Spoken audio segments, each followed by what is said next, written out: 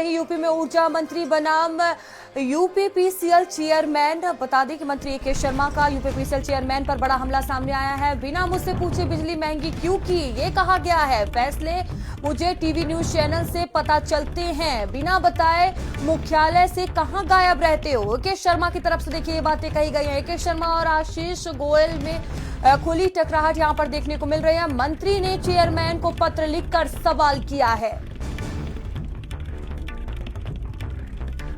तो मंत्री ए.के. शर्मा का यूपीपीसीएल चेयरमैन पर बड़ा हमला सामने आया है। उन्होंने कहा कि बिना मुझसे पूछे बिजली महंगी क्यों की गई है। फैसले मुझे टीवी न्यूज चैनल से पता चलते हैं, बिना बताए मुख्यालय से कहां गायब रहते हो, ये कहा गया है ए.के. शर्मा की तरफ से। चाहे ए.के. शर्मा और आशीष गोयल में टकराव देखने को मिल रहा है। मंत्री ने चेयरमैन को पत्र लिखकर सवाल किया है।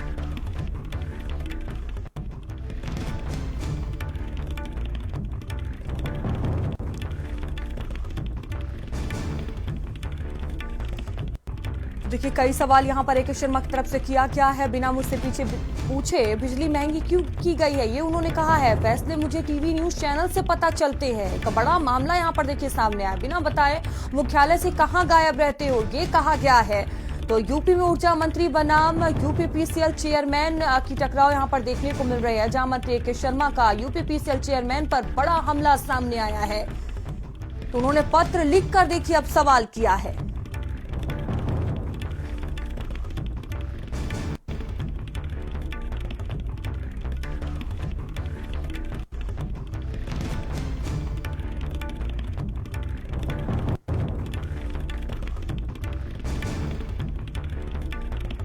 और अवनीश वर्मा जी हमारे साथ जुड़ चुके हैं, उपभोक्ता परिषद के अध्यक्ष हैं।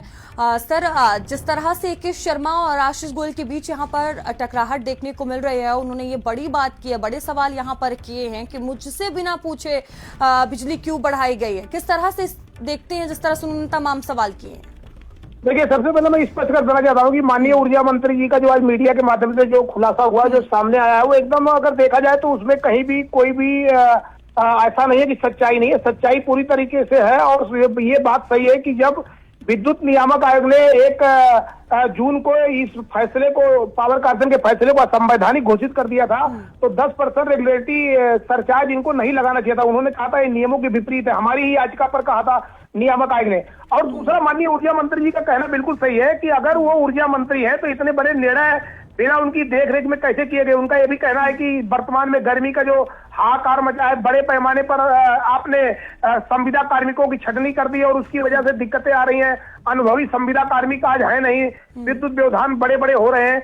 और उनका जो भी आरोप है, अगर उसकी सच्चाई देखी जाए तो कहीं न कहीं उसमें लगभग पूरी तरीके से सत्यता है। और उसकी बात बिल्कुल माननीय ऊर्जा मंत्री जी की बात सही है, क्योंकि अगर माननीय ऊर्जा मंत्री जी की जवाबदेही कहीं भी मीडिया के बीच में जाएंगे या कहीं पब्लिक के बीच में जाएंगे तो निश्चित तौर पर प्रदेश का उपभोक्ता, जनप्रतिनिधि सभी उनसे सवाल करेंगे कि आपके नेतृत्व में ऊर्जा विभाग में क्या हो रहा है। प्रदेश के उपभोक्ताओं के ऊपर बड़ा भार डाला जा रहा है, बिजली व्यवधान हो रहा है, संविदा कार्मिकों की छटनी हो रही है।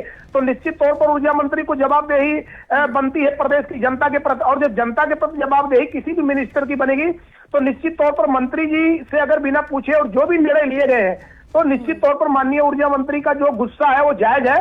हाँ, ये बात जरूर है कि जो ईंधन अधिभार शुल्क है वो निश्चित तौर पर जो कानून है, कानून के तहत हर महीने घटता बढ़ता रहता है। लेकिन जून के महीने में पावर कॉर्पोरेशन ने पुराने लगभग 1400 करोड़ रुपए के बकाये को जोड़कर 10% जो ईंधन अधिभार शुल्क लगाया वो गलत था। और उस पर हमारी उपभोक्ता परिषद की याचिका पर नियामक आयोग ने 1 जून को फैसला सुना दिया था कि ये गैर कानूनी है, इसको आपको कैसे आपने लागू कर दिया। उसका जवाब देने के बजाय रोज पावर कॉर्पोरेशन एक पत्र लिखकर कि हमको समय दे दो, हमें टाइम दे दो। कल भी अभी विद्युत नियामक आयोग ने इस पर नोटिस जारी किया कि जब आपके पास आंकड़े नहीं, आपने लागू कैसे कर दिया, जबकि ये प्रदेश के उपभोक्ताओं को जानने के लिए वेबसाइट पर फ्लैश होना चाहिए था।